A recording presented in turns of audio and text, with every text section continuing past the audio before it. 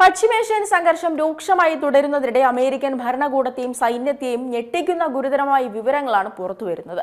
ഇറാനുമായി ഒരു വിശാലമായ സൈനിക ഏറ്റുമുട്ടലിന് അമേരിക്ക തയ്യാറെടുക്കുന്ന ഘട്ടത്തിൽ ആയുധങ്ങളുടെ ലഭ്യത കുറവിനെക്കുറിച്ച് പെന്റഗൺ വൈറ്റ് ഹൌസിൽ നിന്ന് മറച്ചുവെക്കുന്നുവെന്ന റിപ്പോർട്ടുകളാണ് ലോകരാഷ്ട്രങ്ങളുടെ ശ്രദ്ധയിൽപ്പെടുന്നത്.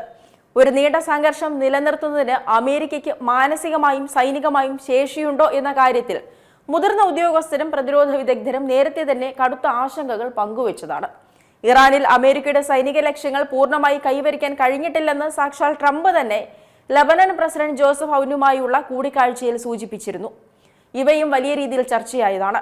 ഇറാൻ സംഘർഷത്തിൽ ഉൾപ്പെട്ട ഒരു ഉന്നത അമേരിക്കൻ ഉദ്യോഗസ്ഥൻ ഞെട്ടിക്കുന്ന വെളിപ്പെടുത്തലുകൾ നടത്തിയിട്ടുണ്ടെന്ന് റിപ്പോർട്ടുകൾ വാഷിംഗ്ടൺ പോസ്റ്റ് പുറത്തുവിടുന്നുണ്ട്.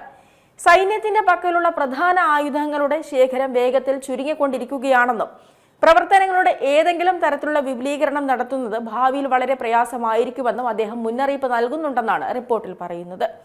അമേരിക്ക ഒരു വിശാലമായ യുദ്ധത്തിന് പദ്ധതിയിടുകയാണെന്നും എന്നാൽ സുരക്ഷിതമായി പ്രവർത്തനങ്ങൾ നിലനിർത്താൻ ആവശ്യമായത്ര ആയുധങ്ങൾ നമ്മുടെ പക്കലില്ലെന്നും അദ്ദേഹം പറയുന്നുണ്ട്. ഒപ്പം വൈറ്റ് ഹൌസിന് അതിനെക്കുറിച്ച് കൃത്യമായ ധാരണയുണ്ടെന്ന് താൻ കരുതുന്നില്ലെന്നുമാണ് ആ ഉദ്യോഗസ്ഥൻ വ്യക്തമാക്കിയത്. വ്യോമ പ്രതിരോധ ഇന്റർസെപ്റ്ററുകളുടെയും ദീർഘദൂര പ്രിസിഷൻ ഗൈഡഡ് യുദ്ധോപകരണങ്ങളുടെയും ലഭ്യത കുറയുന്നത് അമേരിക്കൻ നീക്കങ്ങളെ സാരമായി തന്നെ ബാധിക്കുന്നുണ്ട്. കൂടാതെ സമീപകാലത്ത് യുദ്ധത്തിലുണ്ടായ നാശനഷ്ടങ്ങളെ തുടർന്ന് കൂടുതൽ സൈനികരെയും വിമാനങ്ങളും ആയുധങ്ങളും വേഗത്തിൽ വിന്യസിക്കാനുള്ള പരിമിതമായ ശേഷിയും ഇറാനെതിരായ ഭാവി സൈനിക നടപടികളെ പ്രതികൂലമായി ബാധിക്കുമെന്നാണ് വിലയിരുത്തൽ. ഇറാനെതിരെയുള്ള തുടർ നടപടികൾ പരിഗണനയിലുണ്ടെന്ന് ട്രംപ് ഭരണകൂടം ആവർത്തിക്കുമ്പോഴാണ് ഈ നിർണായക വിവരങ്ങൾ പുറത്തുവരുന്നത്. യുദ്ധസാമഗ്രികളുടെ ക്ഷാമത്തിനപ്പുറത്തേക്ക് പെന്റഗണിനുള്ളിലെ ആഭ്യന്തര പ്രശ്നങ്ങളും ഉദ്യോഗസ്ഥരെ ആശങ്കപ്പെടുത്തുന്നുണ്ട്.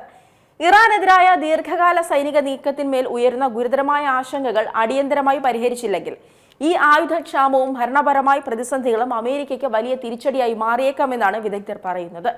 അതിനിടെ ഇറാൻ യുദ്ധത്തിന്റെ ചെലവ് വിവരങ്ങൾ പെന്റഗൺ പുറത്തുവിട്ടതും ചർച്ചയാവുന്നുണ്ട്. ഔദ്യോഗിക കണക്കുകൾ പ്രകാരം ഇറാനുമായുള്ള യുദ്ധത്തിൽ ഇതുവരെ $37.5 ബില്യൺ ചെലവായത്. അതായത് ഏകദേശം 3.61 ലക്ഷം കോടി രൂപ.